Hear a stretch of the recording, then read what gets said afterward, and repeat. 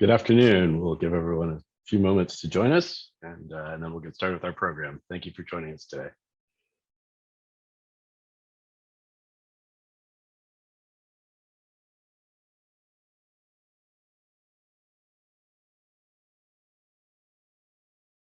And we'll wait another 30 to 45 seconds, and we'll get started.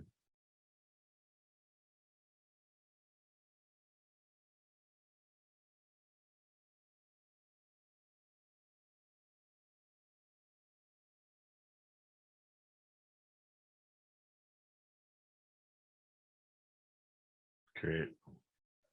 Let's see. We'll just give it another minute, and then we'll get started. Thank you for joining us.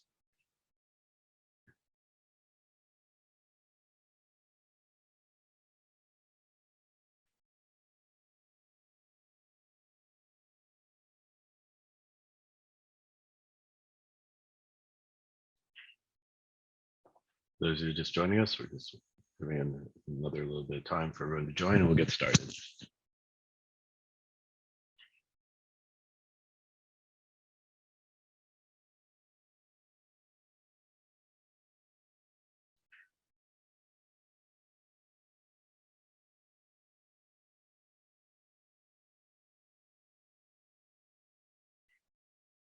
Okay, well, I have a couple of minutes after. Why don't we go ahead and start our program? Good afternoon. My name is Jeff Joseph. I'm the president of the Software and Information Industry Association, SIIA. I want to thank you for joining us today to participate in a critical conversation about embedding diversity and equity into emerging technologies from a policy perspective.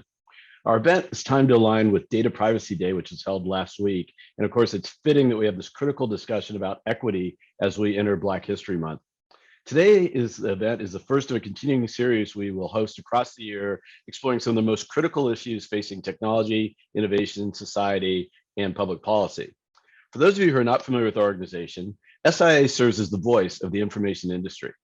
Our members include more than 450 companies and association professionals producing, analyzing, and distributing high-value data, content, and information that helps drive financial networks, connect learners and educators, inform business decisions, and drive the global economy. While our members come from a diverse array of industry segments, they share a belief that technology policy must strike the critical balance among promoting innovation, protecting consumers and customers, and advancing democratic values in the face of an increasingly global competition. Thus, our policy agenda focuses on the issues that are of greatest import to our members and that will shape the global digital economy for years to come. Our members are also united in a shared belief that DEI, diversity, equity, inclusion, are critical core values for society and for our individual organizations, which leads us to today's discussion. Now, today's event originally encompassed two sections. In the first portion, we invited Congresswoman Yvette Clarke to a fireside chat to discuss her work on cybersecurity, privacy, and equity, as well as her aspirations for moving equity forward in the digital ecosystem. Unfortunately, the Congresswoman is unable to join us today due to an unforeseen circumstance. She did, however, provide a letter, which if I can pull up on the screen here, I'll read from, just to share some of her views. So I'll read in part. As technology continues to advance at a rapid pace, we as policymakers must be vigilant to ensure that the inequities of today are not embedded in the technology of the future. How we close the gaps in respect for privacy and equity in technology, while also being mindful of security in the real and digital worlds, is an ongoing debate. A debate that has taken center stage in New York City is seen with proposed uses of facial recognition technology as a tool to address the rise in gun violence. The conversation regarding proper use of this technology continues, and I look forward to continuing to be part of that conversation. I'm sure we'll have some questions around FRT as we go throughout our panel. The good news, while we missed the Congresswoman, the good news is that we have more time for a robust discussion among our panelists. Our panel today will be moderated by political reporter Rebecca Kern, with experts across government, civil society, and business. Now, before I turn it over to Rebecca, I want to talk briefly about why we chose this topic to launch our Tech and series of policy discussions. America's global leadership in innovation is born in large part from our underlying strength, the magnificent diversity of our people and the diversity of ideas, experiences, beliefs, identities, and thought processes we each bring. Now, some see this diversity as a great challenge, a deafening and diverse cacophony. The truth is, when we take the best of these ideas, experiences, and beliefs, When we appreciate our diversity, embrace the challenge, and remain our best, most open selves to one another, we more often than not end up with a whole that is so much greater than the sum of its parts. We see it time and time again in art, in culture, in our politics, and in innovation.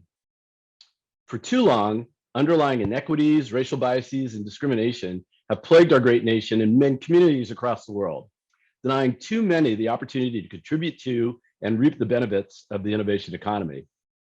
Indeed, in some cases, innovation carries the biases, conscious and unconscious, of its creators and implementers, resulting in digital discrimination and leaving far too many left too far behind. This digital redlining ranges from preventing equal access to the technology itself to using tech in the online space to discriminate in the offline world. Removing these barriers to elevate opportunities for all individuals will lead to the creation of new businesses, foster economic growth, and expand access not only to the technology itself, but also to the educational and employment opportunities technological innovation can foster. While the past few years have brought an increased focus on DEI in the tech sector, we still need a fundamental shift. We need to ensure that DEI principles and values are fully ingrained, so we think of diversity and inclusion as an absolute and non-negotiable, rather than a hopeful element on a wish list or a best practice check the box in business compliance. This becomes particularly important as we begin to set the rules of the road for emerging technologies. How can we ensure these new innovations are accessible to all communities? And how do we ensure these technologies do not include the biases that negatively impact traditionally marginalized communities, that excludes them from participating in the myriad benefits innovation can bring? Perhaps it's best to begin by taking a moment to think about a very few fundamental aspects of DEI. First, we must recognize that achieving greater advancement in DEI is not only morally correct, but will lead to more innovation. Research proves that diverse organizations provide better business results. I'm sure many of you are familiar with the 2020 McKinsey study, Diversity Wins, Why Inclusion Matters, that demonstrates this exact point. Embracing a diversity of perspectives fuels innovation while connecting us closer to our customers and the communities we serve. Second, as our panelists will discuss today, we must recognize digital inclusion is integral to the problem of supporting at-risk communities with tech. And for the first time ever, digital discrimination and digital equity have been defined in legislation. DEI issues are interwoven into recent federal funding streams, particularly in light of the Infrastructure Investment and Jobs Package. This means we're making inroads in codifying the problem, which is the first step to producing solutions. Marginalized communities in particular require further support, including low-cost broadband, but also affordable technologies, readily accessible community resources, and data privacy training. The new digital equity grants in the infrastructure package leverage public-private partnerships to further these solutions for marginalized communities. Third, we need to reframe the issue from tech as a problem to tech as a part of the solution if we want to have all impactful parties represented at the table. As President Biden told the UN earlier this year, we must together, quote, ensure a future where technologies are a vital tool to solving human challenges and empowering human potential, not a source of greater strife and repression. Tech companies can be the gatekeepers to success in producing equitable technologies if we channel their energy positively and productively toward DEI efforts. Fourth, we must recognize DEI as a source of global competitiveness. The United States must embrace DEI as its secret weapon in the international technology race. Rather than boast of data localization policies and policies that seemingly prevent the flow of data across borders, like the actions taken by a disturbingly growing number of nations around the world, the US should and must promote data-rich policies that support and enhance the cross-border flow of data, which can have ripple effects through trade and technology in supporting the world's most at-risk and vulnerable communities. The House unveiled the America Competes Act last week, which, like the US Innovation and Competition Act that passed the Senate last year, includes many positive opportunities to grow a diverse STEM workforce and advance tech funding and R&D. And finally, we must accept that making advancements on federal privacy law is essential to leveling the playing field and building one national standard on these issues. Personal information such as a person's race, religion, national origin, or gender identity can be used by bad actors online to determine eligibility for vital services like healthcare or insurance. In some cases, bad actors charge different prices to different groups for the same goods and services, or exclude them from access altogether. A comprehensive, balanced federal privacy law can prevent bad actors from engaging in data practices that are harmful or abusive to consumers, while still ensuring that all Americans can benefit from new and innovative technologies online. I'm sure our panelists will expound on these ideas further and have their own thoughts. Now, before we start, a quick housekeeping matter. Well, we hope to have time at the end for questions, so please place your questions into the Q&A function at the bottom of your Zoom screen. We'll try to address them at the panel as we can. You can also use the chat function to chat amongst yourselves. With that, I'm thrilled to introduce Rebecca Kern, who will introduce and moderate our discussion among our distinguished panelists. Thank you. Rebecca? Thanks so much, Jeff.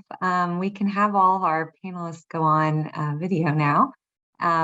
So thank you guys for inviting me to moderate what will likely be a really robust conversation about emerging tech, as well as the privacy equity dilemma today. And I wanted to just go around our virtual room and introduce briefly our panelists.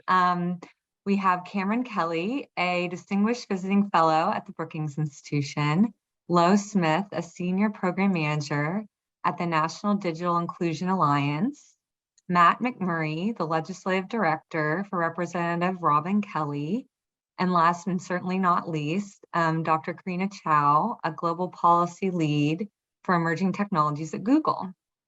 Thank you all for joining us. So to start off, one of the biggest topics that's still circulating in DC today, and one Jeff touched on, was the promise or the expectation of a comprehensive federal privacy bill. And I just wanted to go around and ask you all what you think the outlook would be for that in this Congress, and what are some of the most important tenets you, from your organization's perspective, are looking for in that? And, in lieu of federal progress, do you foresee states continuing to pass their own privacy bills until we have a federal policy? So if folks want to just start off, whoever wants to take that first, we'll go that way.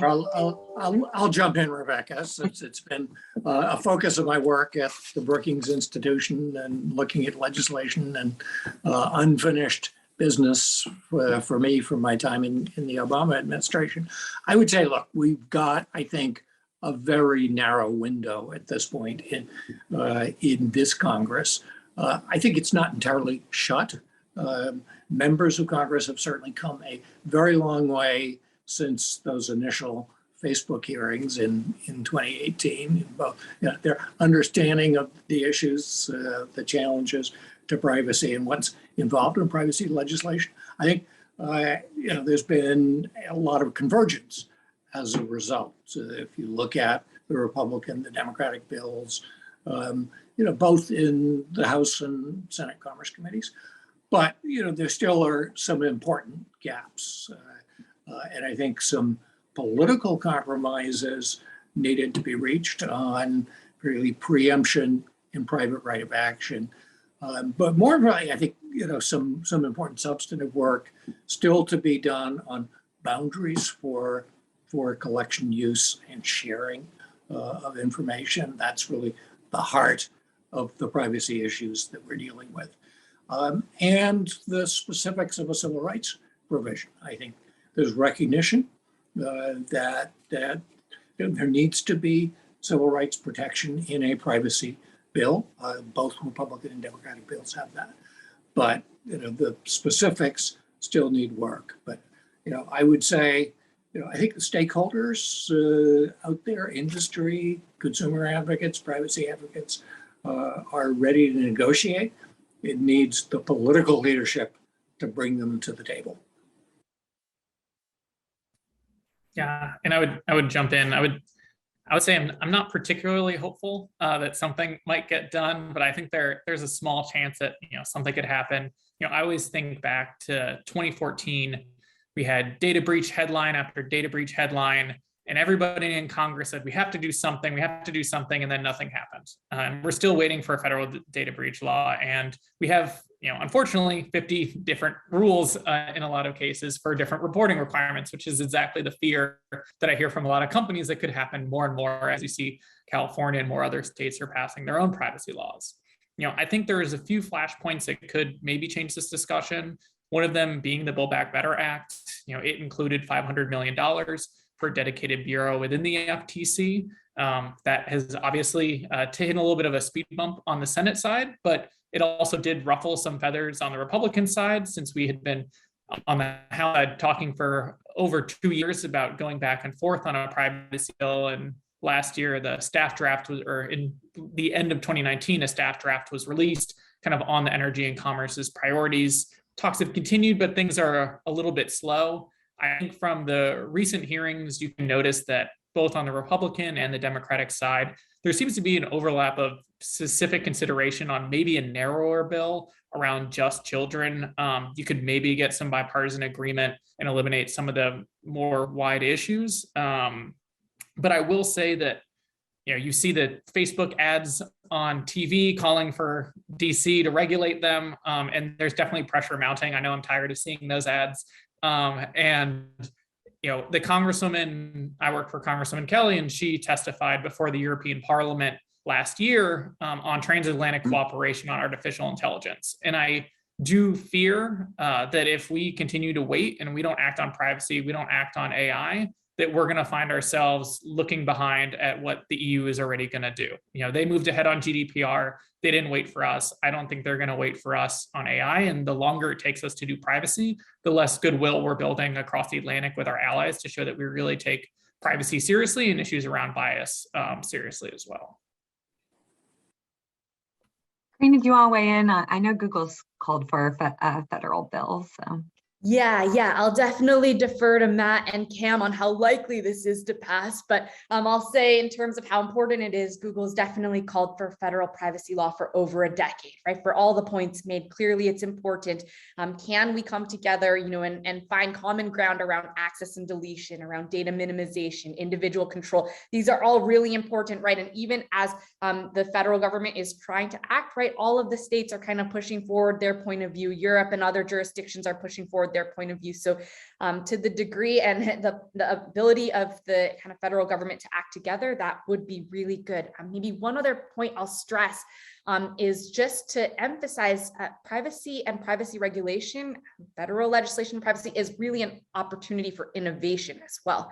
So to remember, it's not, just that, okay, these are rules and they standardize us and harmonize us. Yes, and they can, in many ways where you've got constraints that breed creativity, could federal privacy regulation do the same thing? Where are there opportunities? And just to give an example, there's a lot of discussion around, okay, well, learning from data, we've been able to make lots of new inferences, find new insights, all of these things. Are there ways to actually learn from data, even when you don't see the individual, private information? And actually those types of constraints, right? Those types of, kind of a respect and a constraint for privacy have led to technologies like federated learning, where a lot of individual user data stays on device, but actually you still get the benefit of the aggregated insights that really people are looking for. So just to emphasize that, right? How does the US think about innovation? How can the US be a champion for kind of incentivizing new privacy preserving technologies,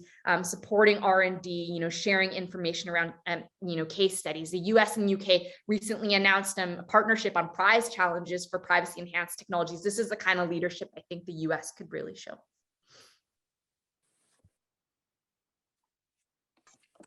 Lo, did you want to weigh in, or we can move along to? I'll hop in briefly just on federal privacy bills and how it particularly impacts practitioners of digital equity. Particularly my perspective and view is from the most boots on the ground folks. The voids that we are working to fill is the education gap surrounding privacy. And because we are dealing with less than 50 different laws, the education gap and being able to have an informed community working off of one idea of privacy will be fantastic, and it will be a massive impactful change when it comes to digital literacy work, as well as just the exchange of ideas around data and privacy within the digital equity field. That's a very good point. From the consumer perspective as well, it would be beneficiary as well as companies. So To move on, another question I have is, sometimes promoting D&I in your systems means collecting more sensitive information about race, about gender from individuals.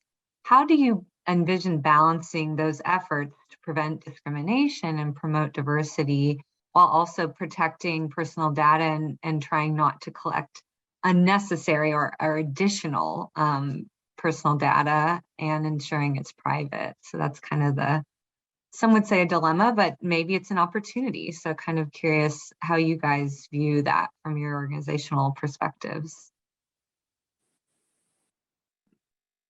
Yeah, I can jump in first. I think that's exactly a point, right? We have a lot of principles out there in the world. I think, Google released a set of AI principles in 2018, and they outline things, right, like fairness and privacy, explainability, security, all things that, everybody wants those things, right? We can agree at a high level. The real tough questions come in terms of like, how do you actually implement that? What does that mean? What happens when these wonderful principles come into tension with each other? That's exactly where some of the challenges are. So Rebecca, as you mentioned, kind of, fairness and privacy, sometimes it is a tough kind of irony, right? How do you actually, when you're trying to improve injustice, how do you actually improve that without measuring or considering or knowing the information about group classifications and other things like that? And I'll say, like, we've seen proposals for rules even in other countries that say like, hey, okay, to address the fairness problem, we would like companies to maintain data sets with fairness attributes, across user populations, to be able to really test the models, to be able to,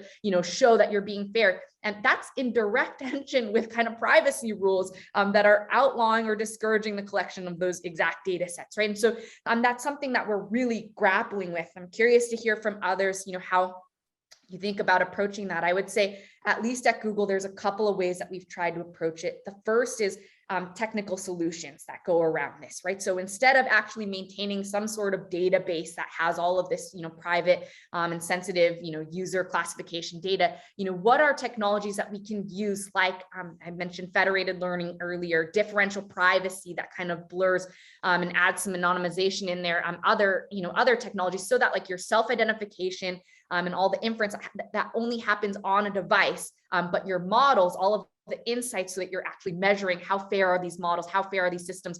You can measure the correlation over a population. That's certainly one approach. A second one that's a bit newer, and I think we'll have to see how well it works, but of course, important to invest, is this idea around synthetic data. Like, rather than having actual data of real people, are there ways that we can create synthetic data that mimics a lot of reality? We use it, does not violate any privacy concerns, but also helps us to ensure fairness in our systems. So that would be another. I think building with the community in the meantime is critical. So how do we work together to kind of diversify training sets, ensure that really diverse set of people are involved with testing and design. We use that for a recent launch that we had in our Pixel 6 phone called Real Tone, to ensure that the photos look good no matter the skin tone. Community was a really, really important set of experts there to ensure that we've got good participation across the board. Just a couple ideas. Thank you for hitting on those. Cam or Matt or Lo, do you want to weigh in? Not everyone has to weigh in, so give you the opportunity. Look, I'll just say that I think that the question really gets at some of the specifics of what needs to go into a civil rights privacy provision, and I think clearly one of those is that there needs to be an exception related to compliance to affirmative action. And, clearly, the experience with civil rights laws like Title VII of the Civil Rights Act of 1964 show you got to be measuring, and that's critical to ethics and equity more broadly on technology, on AI. Is to really be constantly testing outcomes. And the same is going to be true in the area of privacy.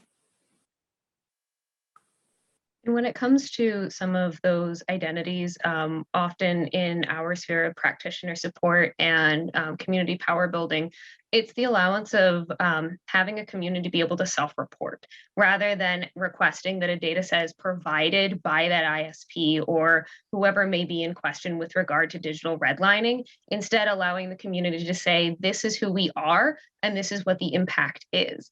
It's a little bit of the exact flip of what Karina's looking at, which is these truly like theoretical models, whereas we would just have the specific community members say, these are my identifying features. These are the experiences that I am having. Here you go. Here is a data set that we are comfortable sharing. And here is this is how we are being impacted by digital discrimination. When you begin to build conversations within physical and online communities regarding data dignity and regarding your ability to own your own personal data, that's when you can really begin to have people coming together to compare experiences and create their own personalized community data sets to begin to have bigger, greater conversations and to come together on a neighborhood or city, county, state, or national level.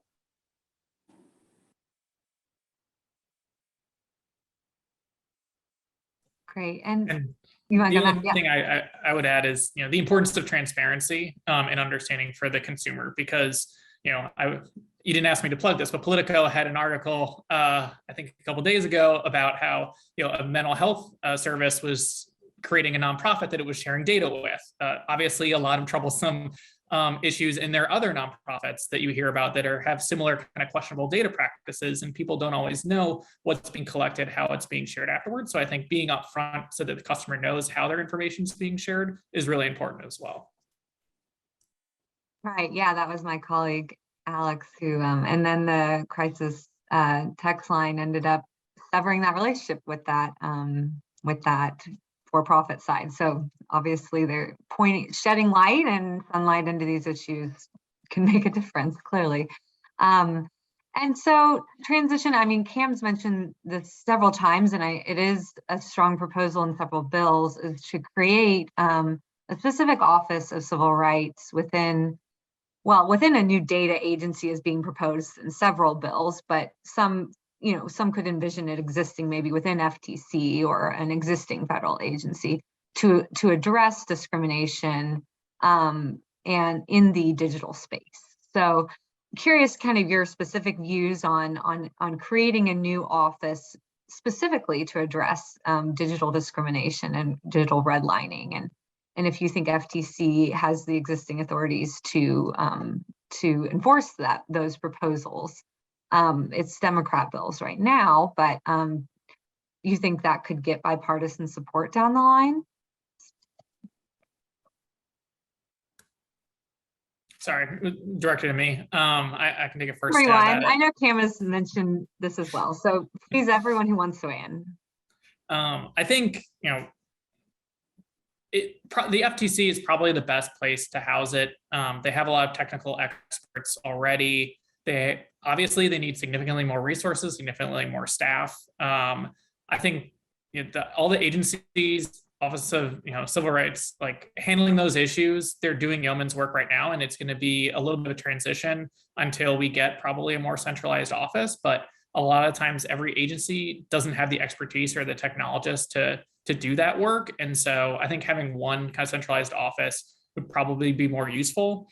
And you're starting to see with the FTC, Chair Khan has started the rulemaking process around a privacy rule. Obviously, they're waiting on a fifth commissioner, which will allow them to have a little bit clear road for passing something. But I think that's probably the more politically palatable route, because there are bills that have called for new agencies, but the political chance of that happening in a bipartisan way are pretty slim, I would say.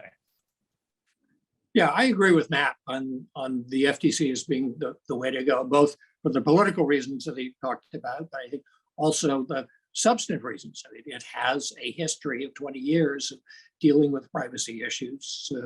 It's recognized internationally as a leading privacy enforcement agency. So there's a lot to build on, but we got to build on. It needs stronger legal authority. It needs appropriations to staff up. I think an office, a unit within that that can deal with civil rights enforcement, that would make possible. I think, yeah, there are things that the current commission can do under their Unfair and Deceptive Practices Act to deal with discrimination issues. That's part of what they're looking into in their rulemaking.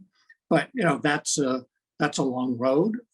It'll face litigation in courts that are not necessarily friendly to the FTC or other administrative agencies. So the best course is to really strengthen the FTC's authorities with legislation and with the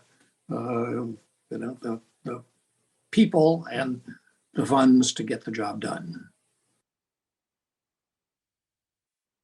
Yeah, and to move on to another topic that's been alluded to as well is the development of ethical, trustworthy, and equitable AI technologies. Obviously, these are all already on the market, already being used by so many consumers with very little rules of the road or regulations or guidance necessarily, at least on a federal level through legislation on how they should be built ethically. So I know the Office of Science and Technology Policy, where Karina had sat before in a previous role, is working to establish an AI Bill of Rights. And just curious from your different perspectives, what you think that AI Bill of Rights, and in general, what you think ethical AI, what some tenets or guidelines that are necessary to ensure it's ethically implemented and built by different providers today. I'll jump in first. I think a lot of things we could say about this. I think first of all, definitely the importance of hearing from all stakeholders, which I know OSTP is working hard to do, right? We know that AI is a pretty transformative technology. It's not going to, impact just one sector or one group of people. It really could potentially have impact for the entire country, the entire world. So how do we ensure that everybody's at the table, able to understand kind of what's, possible and how to put the right guardrails in place? I think now is really the time to do this and have these conversations and push forward, right? I think this was alluded to in Congressman Clark's letter, right? The whole point of we as humans are flawed. Remember that our society is not perfect. We have so many problems already right now. The last thing that we want to do is take this really great opportunity, potential new, technology, and actually continue to build our flaws into that and maybe exacerbate or amplify all the challenges that are there. So now's the time. How do we all come together as a community to talk about what's possible, talk about putting the right values into the technology? And I think for OSTP or others in the US government really trying to advance AI, right? I think NIST and others really are trying to push this forward. Couple things, hear from all stakeholders. Also understanding the technologies, like how can the governments can understand and incentivize use, right? And then really thinking through implementation. I think it's very easy to talk about, relatively easy to talk about kind of values, and everybody at a high level will agree. But what does that actually mean when we talk about implementing fairness in an AI system? What needs to take place? What are the technical solutions that are there? What are the policy solutions? What are all the different, Matt brought up the idea of transparency. What are the transparency mechanisms? How much transparency should be there versus not? I think those details are very important, right? You use one example, think about AI in the healthcare space, right? And for a lot of people, you think about, well, if you could diagnose cancer earlier, who wouldn't want to? That's such an amazing use case. Of course we want to, but okay, at the same time, what transparency, what kind of rules, what kind of performance is required, and who gets what kind of information, right? The transparency that a doctor may need may be different than the patient, than the insurance provider, than others. So just thinking through all of those questions practically is a really important part of the conversation. And then just thinking also, maybe the last point I'll make is taking leadership in the US to take leadership around how can the US and kind of global players really use this technology, right? Agencies could be transformed by the use of AI for public services. Thinking about state and local and community, small businesses, a lot of opportunities. What role can government play in really driving that forward and ensuring that we're baking the values into the technology, but also at the same time using that to really drive innovation across the board?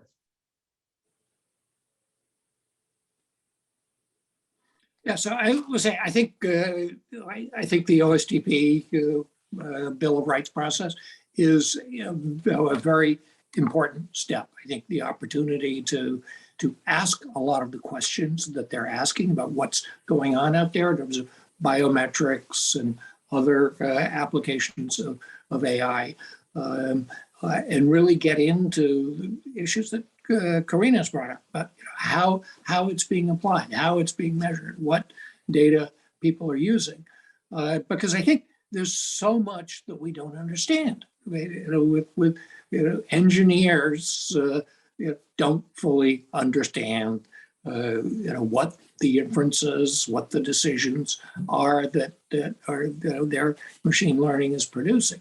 So I think the efforts to develop more transparency, more depth of understanding, and to create, I think, sort of databases, information from which we can understand it better and measure it better, so that we have in place methods of assessing AI and looking at impacts both before deployment and after deployment, so that the measurement is taking place and there's a much broader array of data that's available to understand how it is playing out in the field. Maybe one other thing I'll add just to Yeah, tack please. on to Cam's point. I mean, I think that's exactly right? This is still such early stages. And I'll say, even Rebecca, you mentioned the point that, there's, what's happening kind of in the absence of rules of the road. And I would say, even as the technology is being developed by companies, by academia and others, right? The community is having to kind of develop some of these norms and best practices, even as rules are being discussed, right? And at Google, I would say, we have certainly looked at this and kind of thought a lot about these questions around decision-making, around trade-offs, around kind of implementation. And we actually have published actually on our website, and you can look up ai.google. We have a set of, our AI principles and then responsible AI practices. Like, what does that actually mean when it comes to data collection, when it comes to kind of analysis, measurement, all these things that you're saying, Cam, what does that mean practically and how are we doing it now? And you'll notice, I think exactly to Cam's point, we don't call them best practices right now because we don't think anybody in the field really knows best at this time. Yeah. It's still so early. We call them responsible AI practices, and we keep them updated every quarter, just because what we're learning is so new, and we have to keep updating what we're doing, what we see others doing. And that seems, I think it's going to be a really important thread in the conversation of like technical practice. How do we ensure others are sharing, being transparent about what we're learning, but also allow ourselves that flexibility to keep updating as technology develops. And Lo, could you give an on-the-ground perspective on how you may be seeing maybe unethical practices of AI play out among communities that you serve? Oh yeah, that's one of my favorite things to talk about is the prevalence of AI. And I'll give a great example. So I'm a librarian by trade. Initially, I was a public librarian for years. I went to a library conference where they were talking about the hypotheticals of AI in libraries like it wasn't there. It's there. There's a huge gap between the folks who know that AI is a part of their lives and the people who just don't. And to sit in a room filled with some of the most brilliant library minds that I've ever met, still talking about the hypotheticals of when AI enters the library field, it was like I knew a secret, and I don't want to know that secret. Often then looking at that's just a library perspective. Those are people with PhDs and master's degrees, but specifically AI within communities, making sure that community members understand where AI is being deployed, particularly with regard to surveillance and data collection. I know I haven't mentioned where I am regionally. I am located in Baltimore City in Maryland. And one of the major discussions that is coming up time and time again within discussions of surveillance is the deployment of AI. And when we aren't told, we have blue light cameras on many of our posts throughout the city. And we were under the impression that was just recording basic footage. There's a large AI component to it that our community was not aware of. So making sure that community members who are directly impacted by the usage of AI within their communities, whatever that looks like, whether it's in libraries, you've got to know it's there, or whether it's about surveillance and tracking methods, Their AI feels like something that is being kept within the realm of some current usage on websites and something that is just being shared quietly within the background, but a constant discussion of AI is needed to make sure that everyone is aware this isn't a hypothetical. This is an active, engaged practice that is taking place all around you. And within that, we can begin to build out discussions of inclusive privacy and inclusive discussions and instruction on all of these different elements so that people are aware of what's going on around them, not just in a magical theoretical land where in the future there will be AI. It's here. And Lo, what's I- your, oh, sorry, go ahead, Matt. I was just going to say, totally agree. And, Congresswoman Kelly has been working on artificial intelligence issues since 2014. And, the number of members where she's just like, we have to educate members more because members of Congress just don't know enough about AI, don't even realize how prevalent it is all around them. And so she finds herself having conversations with different members, trying to educate them on artificial intelligence issues. And, I said transparency earlier, and I think one of the big problems right now is the lack of common language. And so I am really hopeful that the NIST work on the AI risk framework will really be productive, because I know the cybersecurity framework really has been something that's kind of lifted all boats when discussing cybersecurity. So hoping that the AI framework will kind of do a similar thing, because I hear from so many companies that are trying to do the right thing, like Google is trying to put out their what they think are their best practices, but would like some more assistance and to know like what is everybody else in the industry doing and how can we move forward to best protect people, because at the end of the day, AI is built on trust. If nobody trusts it, it's not going to be used. And I think that AI has the potential to be a positive force in society, but it's only going to be that way if we can ensure it's developed that way, and that if people trust and understand what they're using. Yeah, I think that's totally right. I'm to both of you, Matt and Lo, right? What is your kind of perspective on the best way to drive that constant conversation, the community awareness, increased education? I think there's a lot of ways to do it, but my favorite way of engaging in anything digital literacy based is work with trusted community messengers and engage directly with communities. I know that a social media campaign could be awesome, or billboards would be beautiful, but what it really comes down to is building trusted relationships. And Matt took my tagline that I love to say, digital inclusion is trust. That's it. And everything else after that are beautiful accessories. Digital inclusion is trust. Being able to engage, first understanding communities, community structures, who are the trusted communicators? How can we share this information? Here in Baltimore, one of my favorite networks of people to tap into are grandmothers. And I think everybody on this call has had a grandmother experience where you're like, oh, the network of grandmothers. If we could harness that energy, we can. The great thing is if we can begin to identify and build trusted relationships with community members and have them share our information for us, that's where we're going to hear people putting AI into their own words. One of my favorite things to hear is the moment when a community member takes all of our jargon, everything we've said here, puts it in her own words, turns around and starts hot gossing to her neighbor about it. And you get the, you will not believe what I heard. Did you know? That is when we know that we are having the kind of community impact that we need. So wherever we can, looking into where there are coalitions building trust within communities and trying to see if we can participate in some AI explanations and messaging within pre-existing digital literacy structures.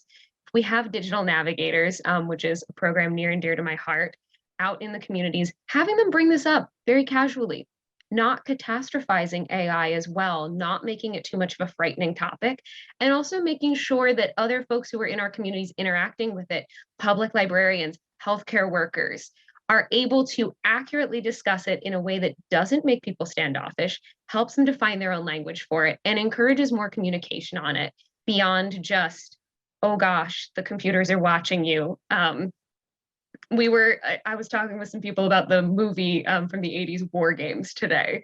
So trying to think about ways that we can communicate things in a culturally competent way. And for me, I was hanging out with a bunch of people and we're like, let's talk about war games for a minute. Like young Matthew Broderick, that whole movie was such a fascinating look into computers and people's understanding at the time. How do we do that now? And who do we ask to join us on that journey? That's super, super interesting. Thanks for, I love the interpanel conversation. So keep it going. And feel free to ask questions among each other.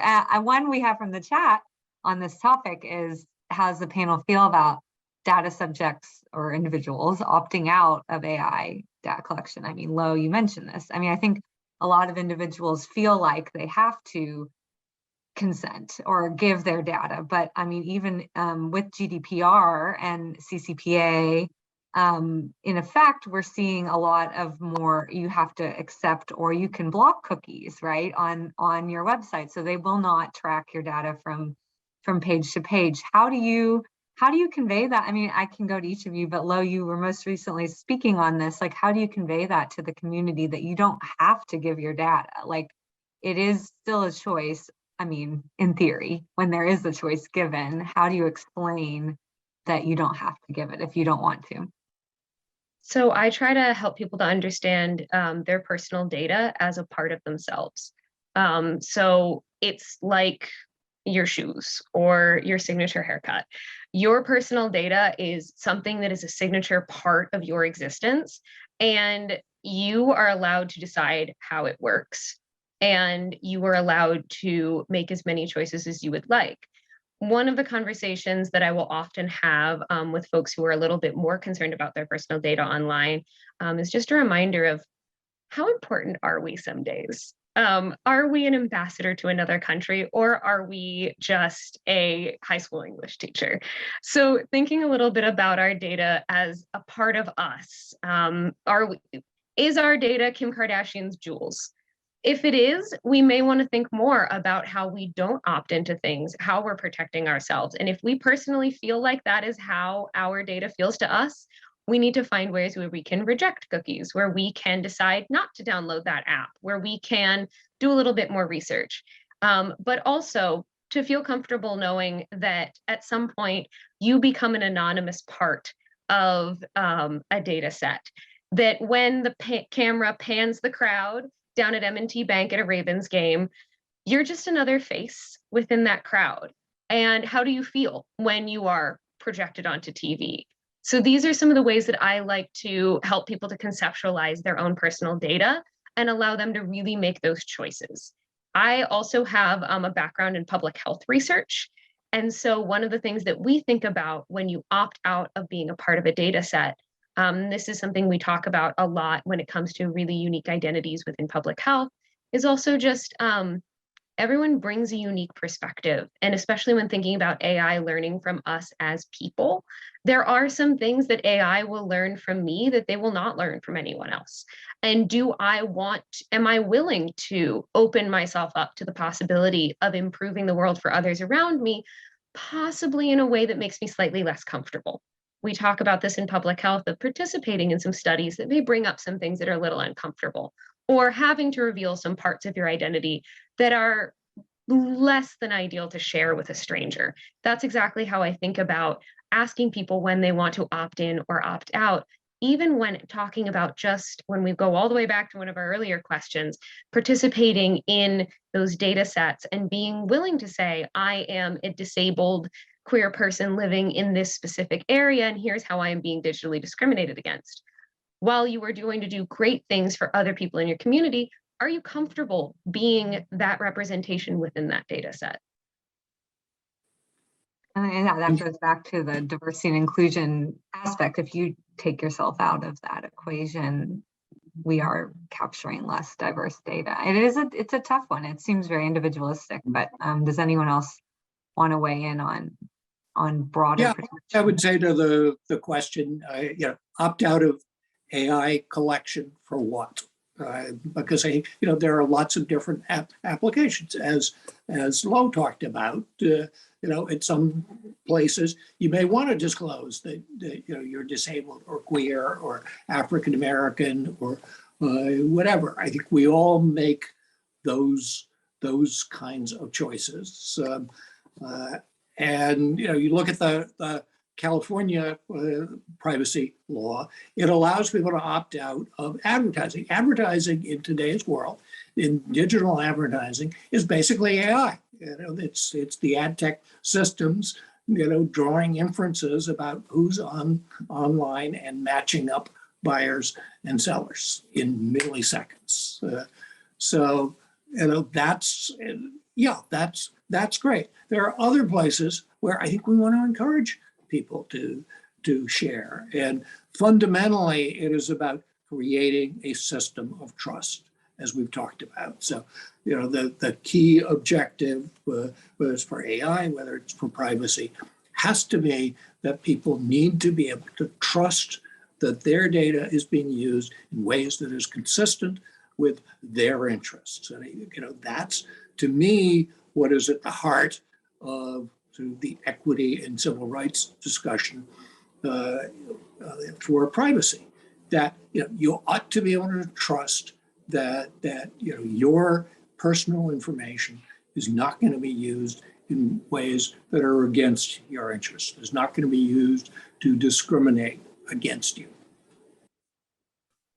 Yeah, and Or violate your privacy. oh, sorry, I didn't mean to cut you off. Go ahead. No, I was tacking one phrase.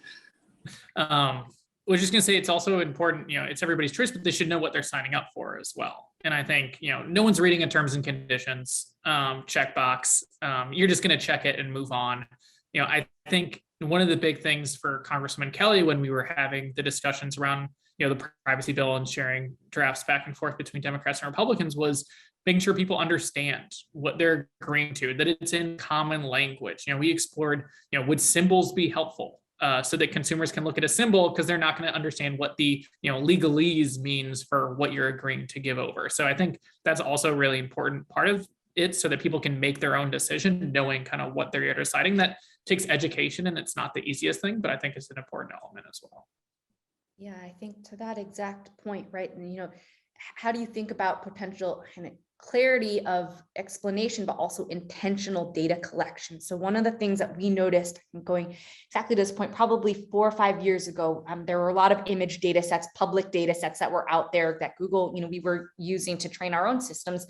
And if you looked, there was an enormous bias, even in terms of like where the data came from. Like almost all the data was from the US, and then maybe some from Europe too. And so, for example, if you look up images of, like, you look up the phrase like brides or wedding, it was always white dress, long white veil. And those were the kind of photos that would come up, right? You could imagine the same thing for, dinner or mountains or cars. You always got this very US Western centric view of the world. And so one of the things that we did very intentionally, I think maybe Lo, to your point around working with communities too, is like, okay, wow, we really don't have representations of brides from Asia or from Latin America or from Africa or any of these other places. How do we work with communities there, make them aware, you don't have to share your data, but if you do, you actually could help, the world develop more diverse data sets and more diverse and representative models. And so we actually did a lot of that, I think, largely work around images and then also language. People all wanted their languages to be represented, right? They want Catalan or Amharic or Indonesian, all these languages to be there. And, the corpus was largely English, Spanish, French and others. And for people to say like, wow, this is something I really believe in, I'm going to share my data and actually try to improve the world's systems through that. We found a lot of uptake there. And one of the key elements I think was around kind of engaging with the community, but also sharing that data out. So actually anybody can go online. We have that, it's called the Inclusive Images data set. Google just, obviously we collected it, we managed it, we cleaned it, and then we also just published it. So, we're using that for more inclusive systems on our end, but also anybody can, right? Because this sense of like the data comes from the community. So how can the community also benefit? So that's one point. And then maybe just the second thing I'll mention is this idea of data cards. I know we keep coming back to this idea of transparency, what's inside, what's not inside. And I think even, it's everybody's, of course, their absolute right to choose to opt in or opt out. That's totally up to them. However, folks who are using the data sets on the other end should know, at a population level, how do you slice the data? What does this data actually represent? And so something we've been thinking a lot about is this idea of data cards or model cards, essentially like nutrition labels for data sets, right? So that you know what you're getting. Absolutely, people can choose to opt out, but then let's not pretend that that data set represents those groups of people, because it doesn't. So for us to just as a kind of a set of practitioners, as a community, kind of get better about also sharing more transparency of what's inside and what's contained there, then people on the back end kind of using the systems can make more informed choices.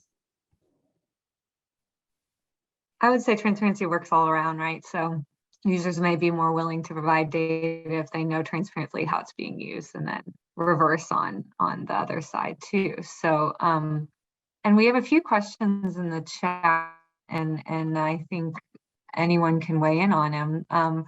What are some of the most notable examples of digital discrimination that you guys have observed? And where do you think it's different in the digital domain, where a lot of our lives are being lived? In fact, if Meta had to say, our whole lives would live on the metaverse. So we're heading there. And is this the same problem we're facing ultimately, or do we have to address it differently in the digital sphere? And what kind of tools are being perpetrated to discriminate in this sense? So, it could be our own data we're provided being used against us, but if we're trusting that it is protected, hopefully you won't be facing discrimination. But just curious where you've seen some notable examples of that taking place.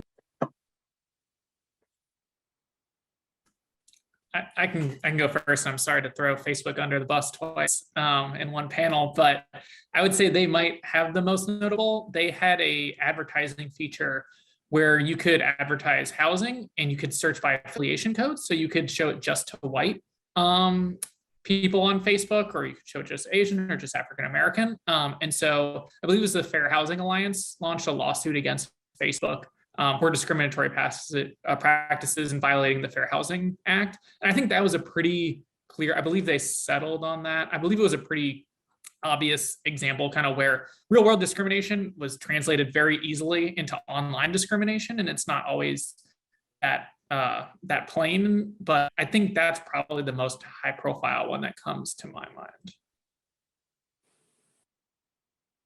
So I'll hop in because this is absolutely my field. And I think one of the biggest issues we've seen of digital discrimination is physical digital redlining. I'm sitting here in Baltimore, and as a digital equity practitioner, I can't always get internet speeds that are appropriate for me to join a Zoom call. If you take the maps of internet speeds and lay them over our redlining data maps from the 1960s, Venn diagram or circle, we are seeing so many different internet service providers deciding, because they can, to not serve areas. As many cities and librarians will tell you, we're looking at monopolies in cities, and we're looking at areas that are specifically given lower speeds.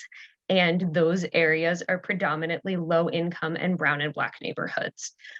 This is something that has gone back to the very beginning of the installation of internet.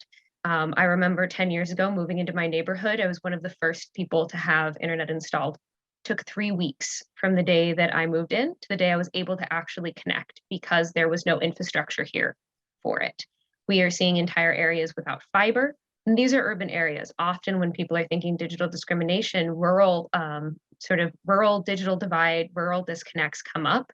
But currently we are seeing deeper levels of disconnected pockets within urban areas than we are in rural areas. And this, if I could truly go back all the way in time in the way back machine, I would say this started probably before I was born. I'm 30. This is a problem that we have not managed to solve, and we are beginning to get possibly somewhere on it by just talking about it and beginning to label it. And if we can label it, we can begin to solve it. It segues very easily into the infrastructure bill, in the $65 billion the government is Congress has appropriated to broadband expansion. And but it's not the first time we've kind of thrown money at problems to address them. And that this has been a systemic problem, and it's both the access to internet, but also an affordability question. And this is kind of one of the incremental and probably very important parts of the infrastructure bill is it provides funding to gives some discounts and for internet access, which is a lot of the reasons why a lot of urban populations, while there may be access, you just cannot afford it. So, and this became very apparent in the pandemic.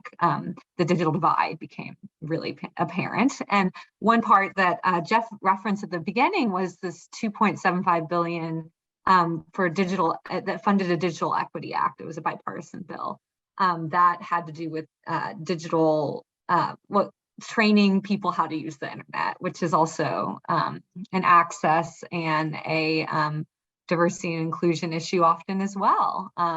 Without access to that information, there are often populations that just can't use the internet, not even because they don't have access or can't afford it, they just don't know how. So I know that's something NDIA lobbied for. And if others want to just talk about just how essential and how internet, some can argue is an essential commodity these days, and how lack of internet access is a real equity issue too.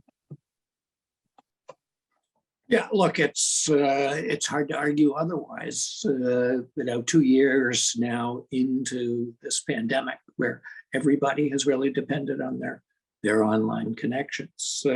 I am hopeful that the money that's there in the current broadband program can really make a difference. And I was when I was at the Commerce Department starting in 2009, we were carrying out the American Recovery Act broadband program. That was $7.7 billion. So this is just on a whole different scale. And hopefully it will also do part of what Lo talked about and deal with some of the affordability issues. We were hamstrung on dealing with that. A lot of it was, big chunk of the money was to the Department of Agriculture for rural broadband. And we were handicapped in sort of the ability to deal with affordability issues. Our hands were tied. So now there's a lot more latitude, there's a lot more money. Let's really make some progress.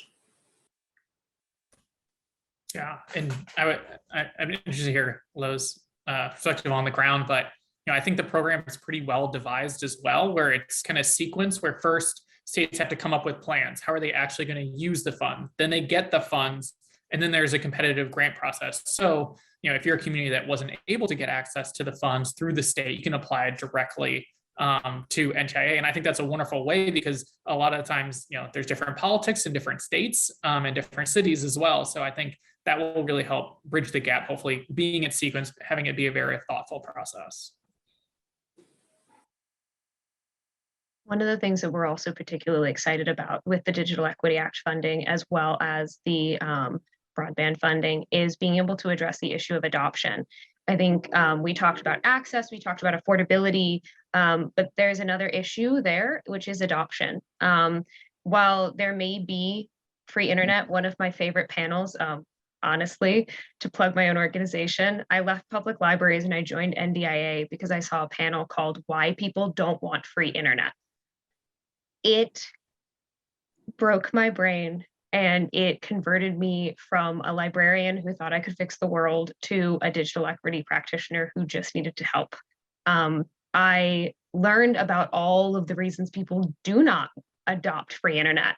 And major one of them comes back to why we're all here today: privacy. The concern that if it is free, it is not always the best. If we're looking at some specific programs that I can reference that are the low cost items, they are not always the best. They are not always even anywhere near useful or good enough. And also, what comes with a free internet provider?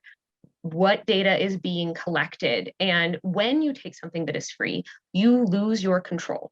And that is maybe not necessarily true, but it is the feeling that we are finding within our communities. So with this funding, there's going to be the ability to deal with that adoption issue, which also covers digital literacy, making sure folks have devices.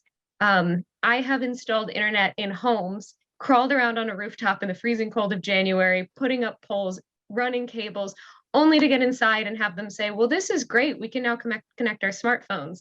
And the next step is we need to get devices. We need to make sure these devices have access. So it sort of starts with this idea of broadband and the infrastructure and just sort of the capacity to get it done. And it moves further and further out, all the way down to, so you've gotten them the internet, they're willing to use it, your community is happy, they have a device. What are they going to do on it? And thinking about the way that the Digital Equity Act is structured to be able to encompass all of these specific items that are so critical, that is digital inclusion. Like that is what we're talking about when we talk about digital inclusion. It's ensuring that all three parts of the access, inclusion, and literacy are being touched on in a way that is going to be the most useful for the entire country and for everyone who needs to be engaged with this. I know, Matt, you had a specific question. Did I answer it? I got distracted by my own enthusiasm. Very helpful. Thank you. Yeah, NDI has been really instrumental on that program particularly. So thanks for weighing in on that. And you know, I think we can jump back to a Q&A question, which has to do with kind of how we as we're all end users at the end of the day, and how can we, what steps can we personally take to protect our own data online? We kind of referred to choosing to consent often or rejecting cookies, but you know, what else can we do? And is that something you guys are concerned about in terms of educating users on personally how to protect your own data? If we don't have a privacy bill yet federally, what can you do?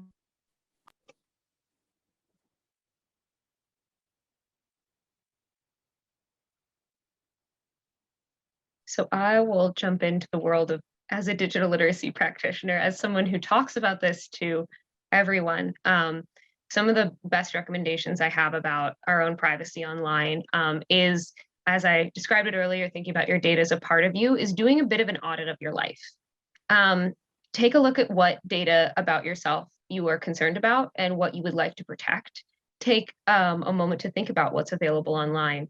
As one of my fantastic final papers for a graduate course I took, I did an ethnography of a friend and discovered all of their data online and just completely tracked their entire life, everything they've done online using Google. So taking a moment to think about exactly what it is for you that is important. What is it of your data that's important? Do you want to make sure that Facebook doesn't know that you have an interest in penguins?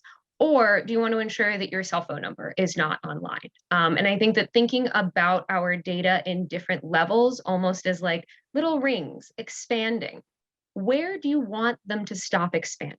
What are you comfortable with? And from there, beginning to learn about the settings that are available on your social media. Are you comfortable with social media? There are some pretty extreme ways that we can protect ourselves online. There are options to literally remove your entire self from the internet. But is that necessary? Who are we as people, and what is important for us about protecting our data? The basics of like password managers and making sure that you're up to date on your data breaches, that you are keeping track of your own personal information and aware of the bare minimum basics of like, oh no, someone's gotten my social security number, but also keeping track of some of the data breach understandings. There's a website called You've Been Pwned that I am a particularly big fan of. It's one of my sort of intro to privacy concepts that I will share with folks, where you can put in your email address and basically find out if your information is floating around with that email address. So beginning there, and if you really want to do a deep dive, there are some fantastic guides online that you can work your way through.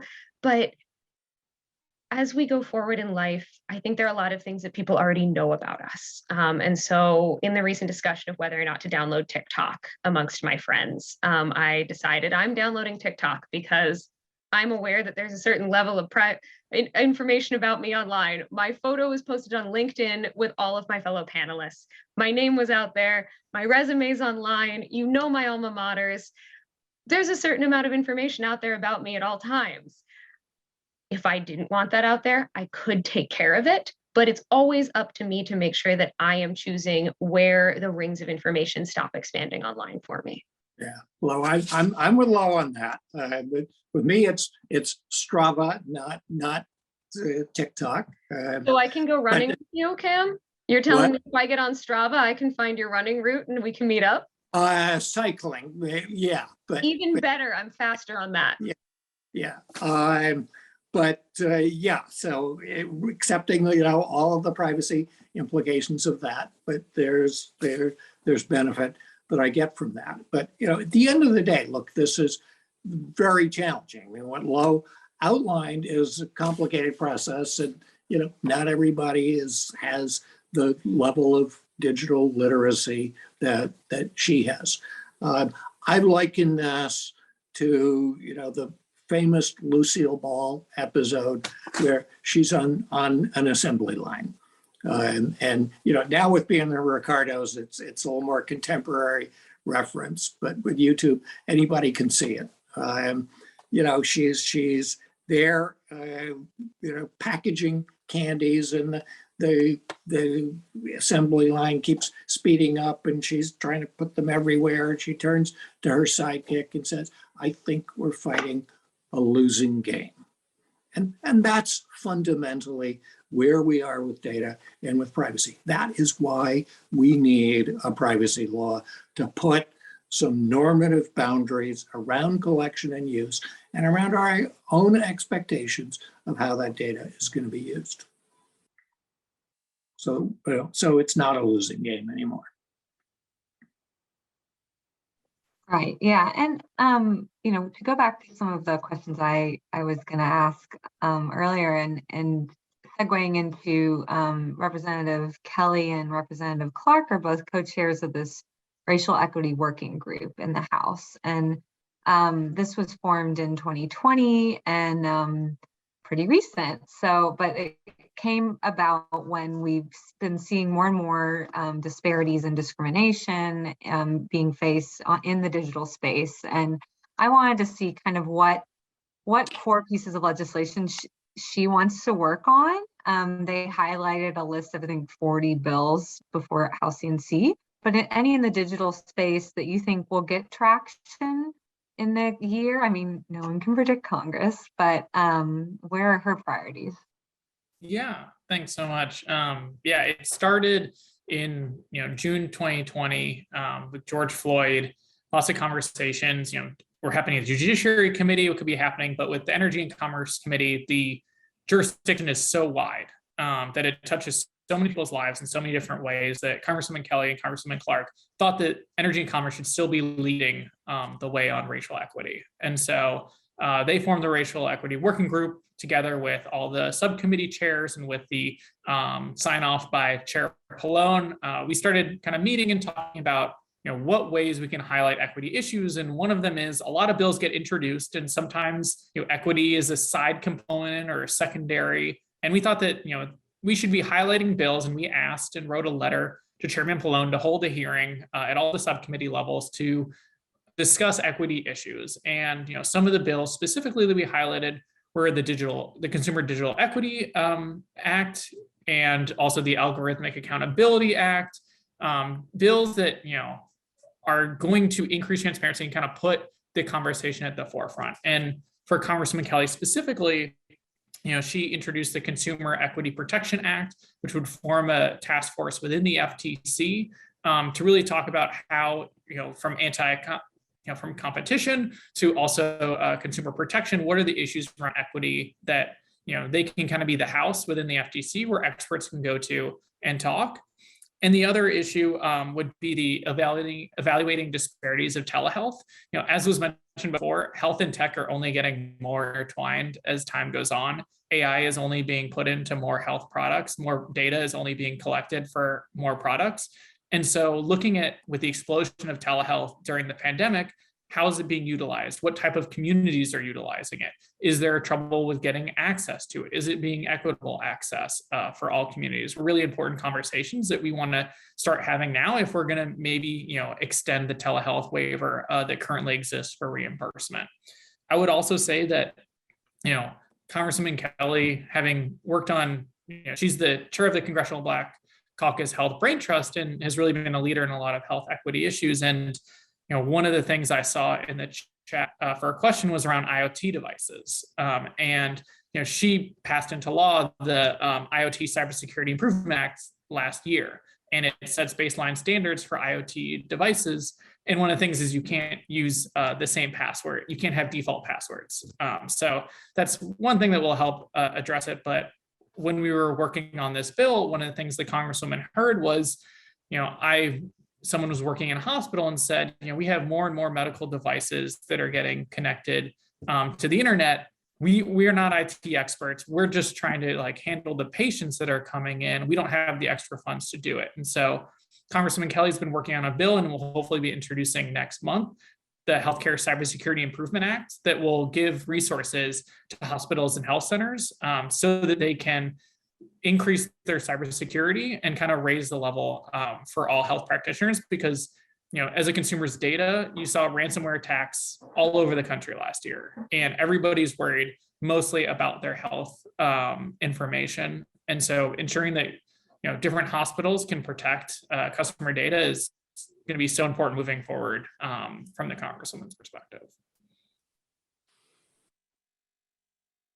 Right. Yeah. And another question in the chat I'm seeing is a bill. It's the Fourth Amendment is not for sale from Wyden and a few other lawmakers, at least in the Senate, which would attempt to close a legal loophole that allows data brokers to sell personal data to law enforcement intelligence agencies without court oversight. I don't know if that's obviously everyone's area of expertise, but there is a lot of data that government agencies do collect.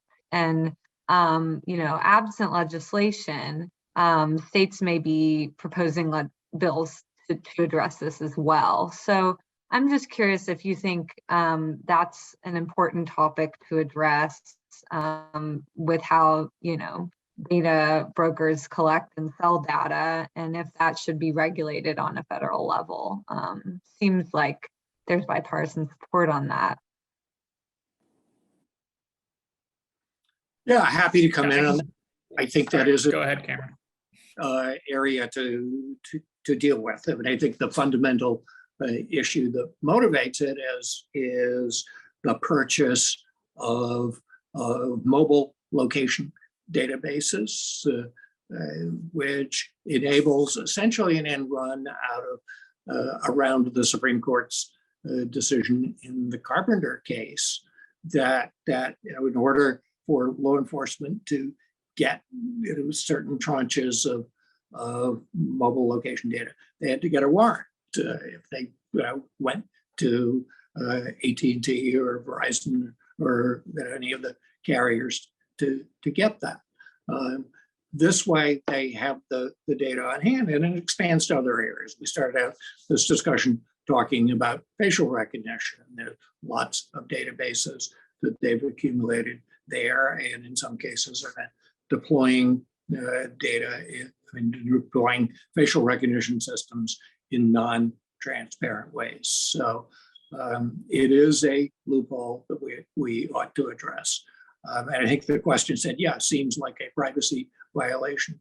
Yes, there is a lot of data that is circulating out there because it is publicly available from data brokers and others. And I think privacy legislation needs to contain that. I mean, some bills have broad exceptions for anything that's available publicly. But when you take all of that public information and you aggregate it with other information and non-public information, then you begin to have serious privacy issues, and privacy interests are at stake. Yeah, were you going to say something, Matt, too? Oh, I was going to also tie it back to facial recognition at the beginning. We had hearings with Chairman Cummings and the Oversight Committee talking about facial recognition, and one of the things that I think surprised both sides was many states now are handing over driver's licenses to help with facial recognition, and they said, well, who signed off on this? Did the governor? Did any? And it was just no one elected, nothing really formal had to be shared. It was just kind of like a document that was signed. And then all of this data was being transferred that people didn't know about and didn't understand. And it was really awesome to learn kind of when you dig deeper on these issues on how some government access to some of these databases that you don't expect. And this is not a new conversation. In 1986, the American Library Association passed a policy on customer records. We were the original rule against data collection. You need a warrant to be able to ask what someone's checked out. In 2001, we, not having been a librarian in 2001, having been a fifth grader, we hung signs in our libraries that said the FBI has not been here because we couldn't say when they were there. But this is a specific concept and discussion that's gone on in libraries for years, that libraries, databases, we collect so much information about the books that you check out, where you live, which library branches you're using, where you're logging onto the computer. We have the potential to collect so much data. And in 1986, we said no, and we have not walked back on that. If I've had this instance a million times, someone walks into the library with a library card saying, can you scan this and tell me whose card this is so I can get it back to them? The answer is no. And that is a level of strict dedication to not selling information. If you can think of another agency that's as hard up for money as public libraries, we will never go back on this. We will never sell what we have. We will sell our old books, but we will never sell people's data or information, because in 1986, we decided against that. We have stood by these policies and procedures that we began writing before computers. And I think that if we can continue to look back to some of this data work that's been done before, particularly on data sets for sale coming out of government institutions, libraries are government. If we've been able to put up these incredibly strong, impenetrable walls against our own fellow agencies and say, no, I'm sorry, you're going to need a warrant. And even with that warrant, we all have strict policies that we enact when that warrant shows up. And we're very well trained. So that is an example of a field of information that has been standing up to a lot of these things and came up with a policy long before we needed it. But clearly we need these policies elsewhere. And if anybody would like more information, definitely check out the American Library Association's policy on confidential library records of 1986. It is by far one of my favorite documents. Well, it's a great object lesson. And I certainly remember when the USA Patriot Act came up, lots of people have had second thoughts about it since, but librarians were some of the first. And a similar example that comes to my mind is the Census Bureau. We rely on trust to get that information, and by law, that information is protected. So, I have had to stand up to the Department of Justice or other agencies to say, no, you cannot have that, because the law provides against it, and census officials are sworn to maintain that. Thank you guys so much. I think we have to wrap. Surprisingly, we went over an hour. I think we can keep going, but I want to take time to thank everyone for your really thoughtful and robust conversation. And obviously, there's lots of issues and kind of problems to address, but I feel hopeful that we have such good brains on the issues here and working on these in a very thoughtful way. So thank you guys. And I appreciate everyone's participation, and I'll send it back to Jeff. Thank you. Outstanding. That was phenomenal. We could have gone on and on and on from from scaling infrastructure, literally scaling infrastructure poles, roofs in downtown Baltimore to the Ricardo show. We would certainly cover it all. And Cam, I thought you put it very well. This debate, this discussion is one of the key reasons why we so desperately need a comprehensive and balanced federal data privacy law. So thank you again to Rebecca and to all the panelists. That was really phenomenal. As I noted at the start, we held today's discussion to align with Data Privacy Day, which was held last week. And as part of our celebration, we're recognizing a few of our many members who are using data to produce positive changes for society. We recently published a series of case studies highlighting work conducted by Refinitiv, Thomson Reuters, Unveiled, Relics, and Google.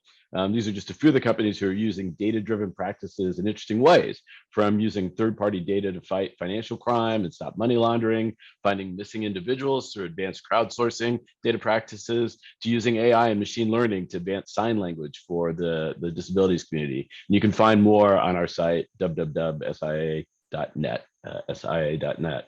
So again, thank you so much for joining us today. We're clearly in a watershed moment where policy and advocacy efforts can work hand in hand with business and consumer interests to advance the future of our data-driven society. To leverage technology to increase access and opportunities and drive better outcomes in DEI and increase digital equity. I give once again my sincere thanks to Rebecca and all our panelists who've lent their voice.